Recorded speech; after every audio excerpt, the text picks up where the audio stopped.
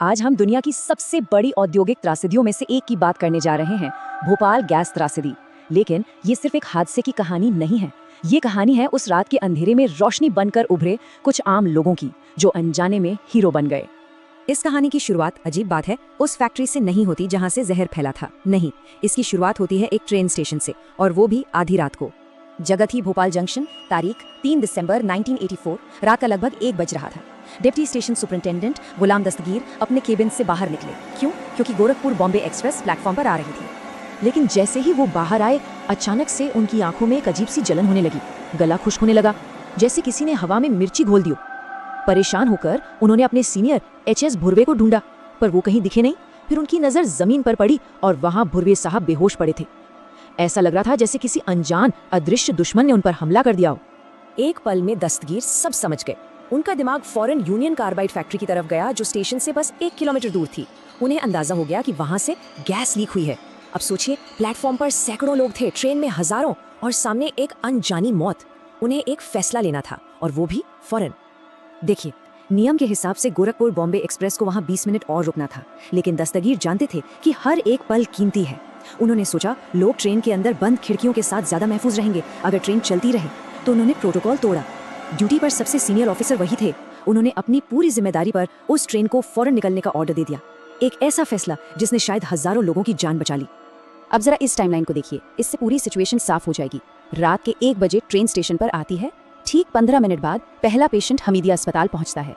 1:25 पर जब police union carbide को फोन करती है तो उन्हें क्या जवाब मिलता है? सब ऑल इज वेल है, सब ठीक है।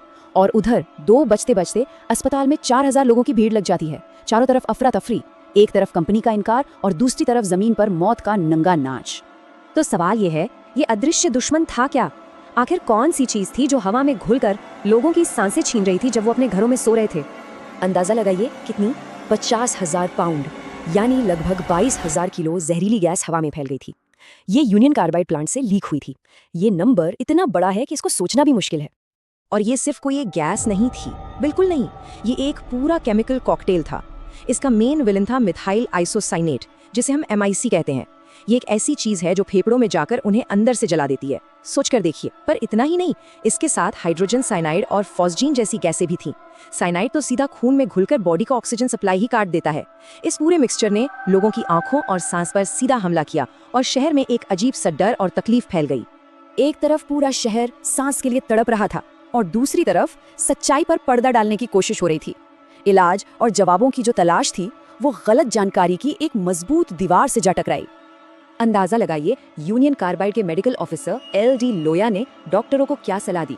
उन्होंने कहा, अरे गैस जहरीली नहीं है, बस आंखों पर गीली पट्टियां लगा लो। सोच के देखिए, लोग मर रहे थे और सलाह दी जा रही थी गीली पट्टियों की। इस एक जुमले ने इस हादसे की गंभीरता को खतरनाक हद तक कम कर दिया था। इसी बात पर एक बहस शुरू हो गई। कंपनी कह रही थी कि MIC तो बस एक मामूली जलन पैदा करने वाली गैस है, इसमें साइनाइड का क्या काम, उसका एंटीडोट तो बेकार है। लेकिन दूसरी तरफ डॉक्टर्स जब ऑटोप्सी कर रहे थे तो उन्हें मरे हुए लोगों के शरीर में साइनाइड जहर के साफ सबूत मिल रहे थे। ये जो कंपनी के दावे और जमीनी हकीकत के बीच का फर्क था, इसी ने इलाज में इतनी देरी करवा दी जो काफी लोगों के लिए जानलेवा साबित हुई। और ये देरी कितनी लंबी थी, ये टाइमलाइन देखिए। दिसंबर के शुरू में अमेरिका से एक मेडिकल डायरेक्टर कहते हैं कि एंटीडोट सोडियम थायोसल्फेट यूज करो, फिर अपनी सलाह वापस ले लेते हैं। 8 दिसंबर को एक जर्मन एक्सपर्ट इस एंटीडोट को सफलतापूर्वक इस्तेमाल करते हैं, लेकिन अफवाहों के चलते उन्हें रोक दिया जाता है। और 13 दिसंबर को तो हद हो जाती है, जब लोकल हेल्थ डायरेक्टर इस एंटीडोट पर ऑफिशियल बैन लगा देते हैं। सोचिए, आखिरकार फरवरी 1985 में जाकर Indian council of medical research ने यह फैसला पलटा। महीनों तक एक जीवन रक्षक इलाज बस कंफ्यूजन और सरकारी फैसलों में अटका रहा। इसकी कीमत कितनी जानों ने चुकाई होगी, इसका अंदाजा लगाना मुश्किल है।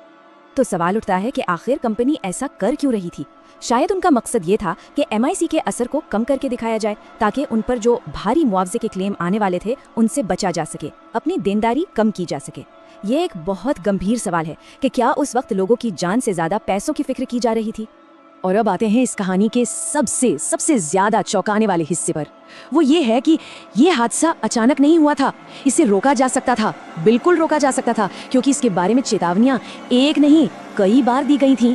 त्रासदी से ठीक 2 साल पहले 1982 में कंपनी ने खुद एक इंटरनल ऑडिट करवाया था, और उस ऑडिट में क्या निकला?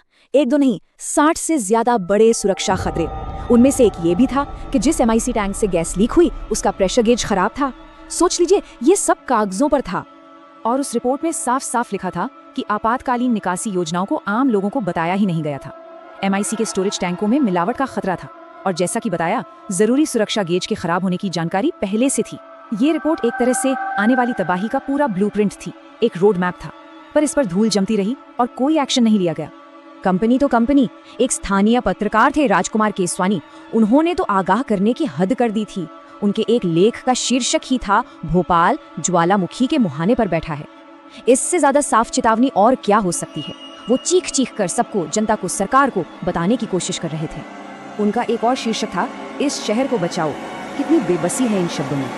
उन्होंने प्लांट की एक एक सुरक्षा विफलता को डॉक्यूमेंट किया था, पूरी डिटेल के साथ। एक तरह से उन्होंने आने वाली तबाही की भविष्यवाणी ही कर दी थी लिखकर। और ये लापरवाही का सिलसिला नया नहीं था। सोचिए, 1975 में, यानी हादसे से लगभग 9 साल पहले, एक सरकारी अफसर ने फैक्ट्री को वहां से हटाने का नोटिस जारी किया था। पता है उनका क्या हुआ?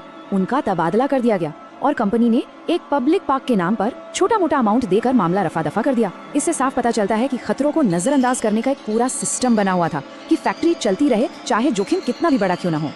तो उस रात जो हुआ, उसने भोपाल शहर और वहां के लोगों पर एक ऐसा जख्म छोड़ा जो आज तक नहीं भरा है, एक अमिट निशान। चलिए वापस चलते हैं गुलाम दस्तगीर के पास, वो ही रेलकर्मी जिन्होंने उस ट्रेन को रवाना कर दिया था।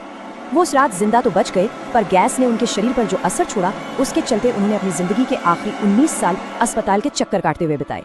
2003 में उनकी मौत हो गई। उनकी कहानी हमें याद दिलाती है कि इस त्रासदी की कीमत सिर्फ पीड़ितों ने नहीं, इसके नायकों ने भी चुकाई, और बहुत लंबे समय तक चुकाई। और आखिर में ये एक सवाल छोड़ जाती है कि कोई भी बड़ी त्रासदी होने से पहले आखिर कितनी चेतावनियां अनसुनी कर दी जाती हैं।